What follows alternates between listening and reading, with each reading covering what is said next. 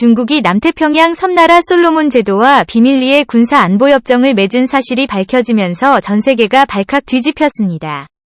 이번 협정이 충격적인 것은 이번 협정이 체결되면서 중국은 이제 앞마당인 동중국해뿐만 아니라 미국과 곧바로 마주할 수 있는 남태평양에 위치한 솔로몬 제도에 중국군 병력을 파견할 수 있게 됐습니다.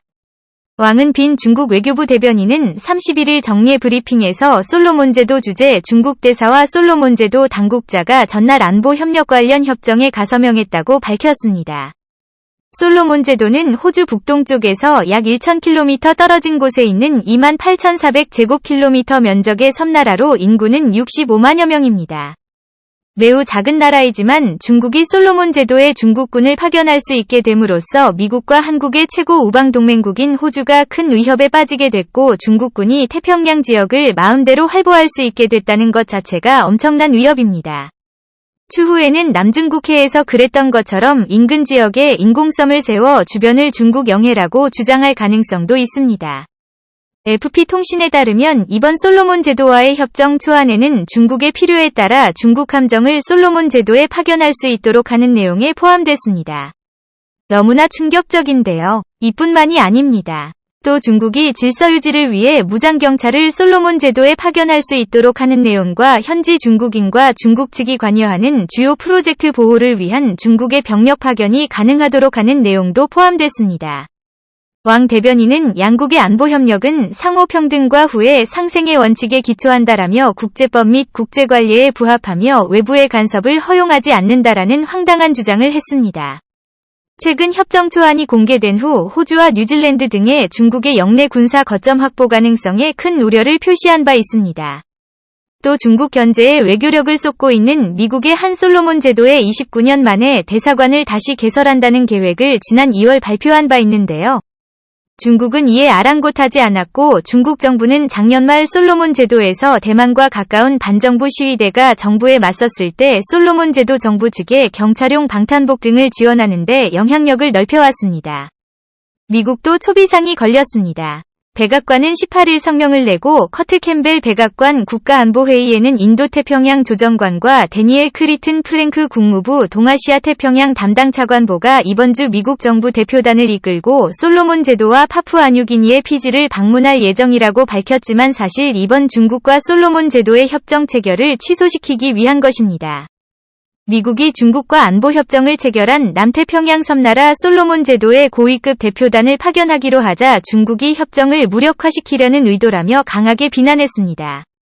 관영 글로벌타임스는 20일 커트 캠벨 백악관 국가안보회의 인도태평양 조정관의 솔로몬 제도 방문 소식을 전하며 호주가 중국과 솔로몬 제도의 안보협정 체결에 영향을 미치진 못하자 미국 고위 관료가 협정을 무효화시키기 위해 방문하는 것이라고 주장했습니다. 그러면서 초강대국 고위층의 보기 드문 방문이라고 비아냥 섞인 비판도 했습니다. 미국은 솔로몬 제도의 협력을 중단해버린 지 오래고 무려 지난 29년 동안 솔로몬 제도에 미국 대사관도 없었습니다. 때문에 이번에 중국이 솔로몬 제도에 파격적인 경제적 지원을 약속하면서 중국군의 파견까지 가능하도록 하는 충격적인 내용의 협정문도 체결할 수 있었는데요. 자, 그런데 이렇게 수십 년 동안 솔로몬 제도에 무관심했던 미국과는 다르게 한국은 솔로몬 제도에서 엄청난 영향력을 과시하고 있었습니다. 놀랍게도 솔로몬 국민들 사이에서 한국은 가장 호감 가는 국가이자 우리가 상상하는 그 이상으로 한국에 대한 애정에 강한 나라인데요. 실제로 솔로몬에 한글을 표기 문자로 도입했습니다. 1978년 영국으로부터 독립한 솔로몬 제도 내 공용어인 영어를 구사할 수 있는 인구가 1에서 2%에 불과하고 토착어와 영어를 결합해 70여 부족한 의사소통에 주로 사용되는 피지노 사용자도 많지 않아 모교육의 어려움을 겪고 있었는데요. 자국의 모국어 언어로 영어 대신 한국어를 사용하기로 하는 놀라운 결정을 내린 것입니다. 연구소는 과달카날주 1만 6천여 명이 사용하는 카리어와 말라이터주 5만여 명이 사용하는 과라에어를 한글로 표기한 교과서를 만들었습니다. 현지에서는 한글 교육을 받은 현지 교사 2명이 이 교과서를 이용해 지난 1일부터 땅 아래 라중학 교학길로 삭발로 고등학교에서 한글을 이용한 토착고 교육을 시작했습니다. 서울대 이호영 교수 등이 만든 교과서 콕콕 할례과 라위에는 현지 민당과 한국 창작 동화 토끼전 등이 담겼으며 모든 텍스트가 한글로 표기돼 있습니다. 카리어와 괄하여의 한글 표기는 자음과 모음을 우리 방식대로 사용하지만 L 발음을 리을을 겹쳐 쓴 자음으로 아예 발음은 비율로 표기에 구분하고 순경음을 추가하는데 발음 특성을 살리는 방향으로 변형됐습니다. 연구소는 내년 하반기부터는 중고등학교뿐만 아니라 초등학교에서 전 과목을 한글로 표기된 토착어로 교육하고 성과가 나타나면 솔로몬 제도 전역을 대상으로 사업을 진행할 예정입니다. 서울대 이호영 교수는 솔로몬 제도는 과거 로마자 알파벳을 이용 안보 교육을 시도하다가 재정 부족 등의 이유로 중단된 지 오래다. 과달카날 주지사 등 현지에서 한글 도입을 적극적으로 원했다고 말했습니다.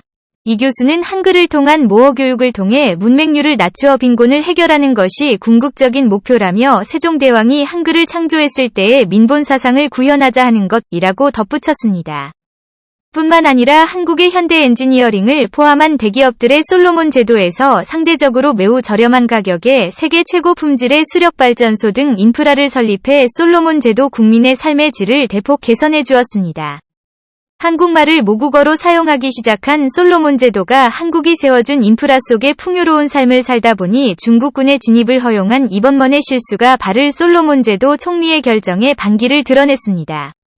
솔로몬 제도를 공산국가화시켜 편입시키려는 중국의 야심이 왜 한국 때문에 완전히 산산조각 나버린 것인데요. 보시면 인구 70만 명이 솔로몬 제도가 24일부터 국회 건물을 습격당하고 경찰서와 차이나타운 상점들의 방화와 약탈 등은 폭동에 빠졌습니다.